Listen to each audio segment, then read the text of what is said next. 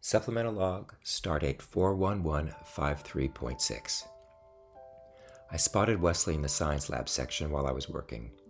Most of the labs opened onto a common corridor with large observation windows, and he was moving slowly from one to the next, stopping to look inside at whatever people were working on. Every so often, he'd linger a little too long before moving on. At one point, I watched him approach a doorway and start inside before someone redirected him back into the corridor. He wasn't causing trouble. He was just curious. Eventually, he stopped outside my lab and looked through the glass. I waved.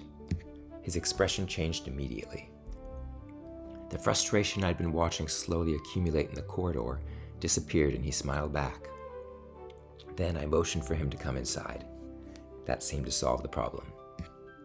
A few moments later, he was standing beside my workstation. "I was hoping I'd find you down here." "Really?" He nodded a little too quickly. "My mom says I've been restless." "That's what I heard." "They won't let me do anything. I thought when I got here I'd be able to explore the ship, see how everything worked, but most of it's off limits." I considered that for a moment. "You can help me with something, if you want." That was apparently the correct answer. The energy returned to him almost instantly. I spent a few minutes showing him around the lab. Most people barely noticed him. A few smiled. One researcher looked distinctly annoyed that a child was standing anywhere near his station. We moved on. Not before Wesley managed to ask a question about the man's project. It was a good question. The researcher answered it, reluctantly, then spent the next several seconds looking irritated that he'd had to. Wesley seemed pleased with himself. Eventually, we returned to my workstation. "What are you working on?" "Officially?" He smiled. Officially? Officially, I'm reviewing several sensor records from the Farpoint encounter." "And unofficially?" That question came a little too quickly. I looked back at the display. "There's something about Q that keeps bothering me." That got his attention. "Do you think he's dangerous?" Maybe." I studied the sensor records for another moment.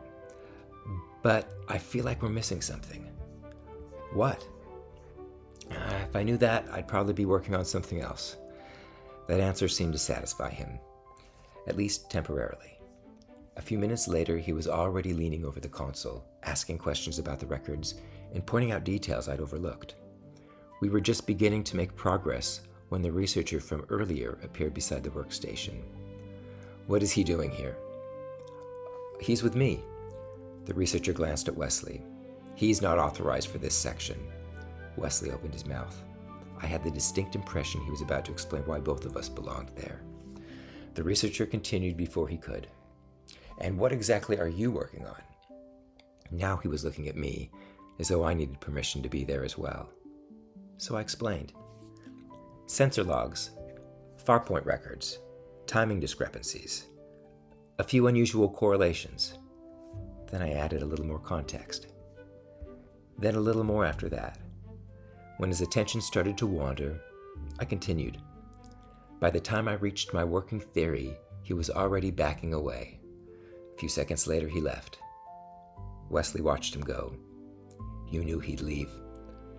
"I suspected it was a possibility." Wesley laughed. Then we went back to work.